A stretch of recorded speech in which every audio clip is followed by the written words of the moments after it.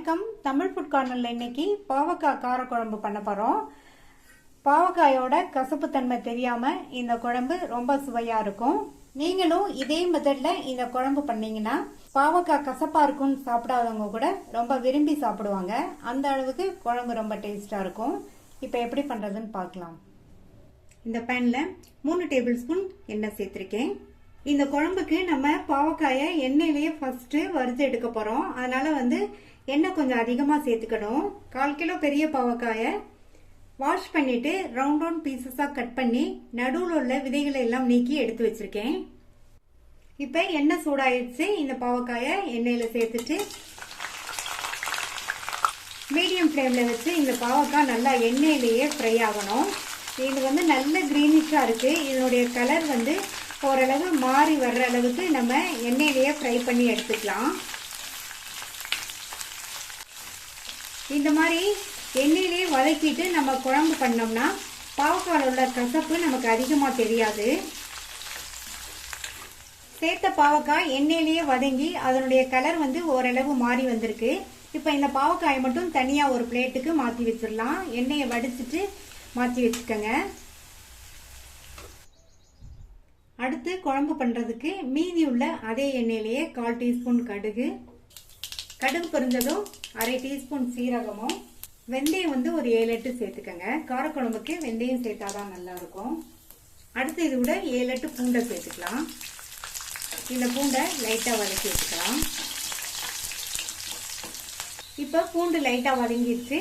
2 medium size பெரிய வெங்காயத்தை பொடியா கட் பண்ணி சேர்த்துக்கலாம்.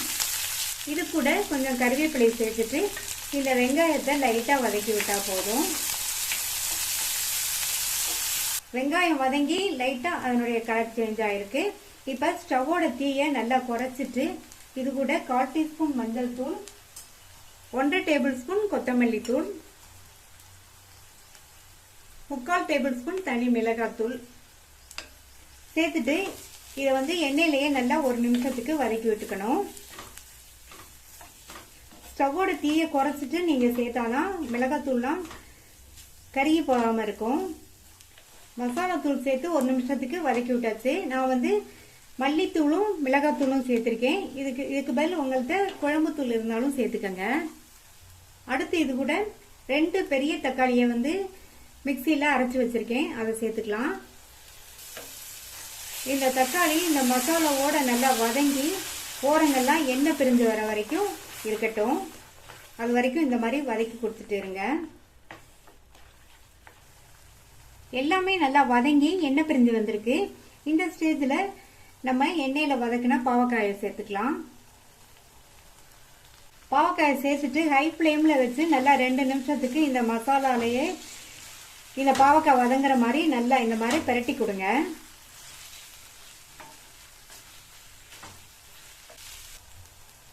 ரெண்டு நிமிஷமா மசாலாலேயே பாவக்காய் வதங்கிடுச்சு. அடுத்து இது கூட ஒரு சின்ன லெமன் சைஸ் அளவு புளியை ஊற வச்சு 1/2 கப் தண்ணியில கரைச்சி வச்சிருக்கேன். அதை சேர்த்துக்கலாம். பாவக்காயில புளிப்பு இருக்குங்கிறதுனால இந்த அளவு புளிக்கரைசல் இதுக்கு சேர்த்தா கரெக்டா இருக்கும். பாவக்காய் கசப்பு தன்மையா இருக்கிறதுனால இதுக்கு புளிக்கரைசல் கொஞ்சம் அதிகமா சேர்த்தாதான் நமக்கு அந்த கசப்பு தன்மை தெரியாம குழம்பு நல்லா சுவையா இருக்கும். அடுத்து இந்த குழம்புக்கு தேவையான அளவு உப்பு சேர்த்துட்டு நல்லா ஒரு தடவை கலந்து விட்டுட்டு தேவையான அளவு தண்ணி சேர்த்துக்கலாம். நான் இதுல 1 கப் தண்ணி சேர்க்கிறேன். இந்த குழம்பு திக்கா இருந்தாதான் நல்லா இருக்கும். நல்லா கலந்து விட்டாச்சு. மூடி வச்சிடலாம். இந்த குழம்பு 5 நிமிஷத்துக்கு நல்லா கொதிச்சு நம்ம சேர்த்து புளிக்கரைசலோட பச்சை வாசனை எல்லாம் போய் ஓரளவு திக்காய் வரட்டும். 5 நிமிஷம் ஆச்சு. குழம்பு ஓரளவு வத்தி கரெக்டான கன்சிஸ்டன்சில இருக்கு. இந்த குழம்புக்கு இந்த கன்சிஸ்டன்சி இருந்தா கரெக்டா இருக்கும். அடுத்து இது கூட 2 டீஸ்பூன் பொடித்த வெல்லம் சேர்த்துக்கலாம். சேர்த்துட்டு நல்லா ஒரு தடவை கலந்து விட்டுருங்க. இது 1 நிமிஷத்துக்கு அப்படியே இருக்கட்டும். இந்த வெல்லம்லாம் நல்லா கரைஞ்சிரும். இந்த மாதிரி கடைசியில நம்ம கொஞ்சமா பொடித்த வெல்லம் சேர்த்தோம்னா இந்த குழம்பு பாவக்காயோட கசப்பு தன்மையெல்லாம் ஓரளவு நல்லாவே குறைஞ்சு சாப்பிட்றதுக்கு ரொம்ப ரொம்ப சுவையா இருக்கும். நம்ம தேங்காய் எதுவும் அரைச்சு சேர்க்க வேண்டியதில்லை. ஸ்டவ் ஆஃப் பண்ணிடலாம். ரொம்ப ரொம்ப சுவையான பாவக்காய் காரக்குழம்பு சூப்பராக ரெடி ஆயிடுச்சு. நீங்களும் இதை ட்ரை பண்ணி பார்த்துட்டு உங்கள் கமெண்ட்ஸை சொல்லுங்கள். தேங்க்யூ.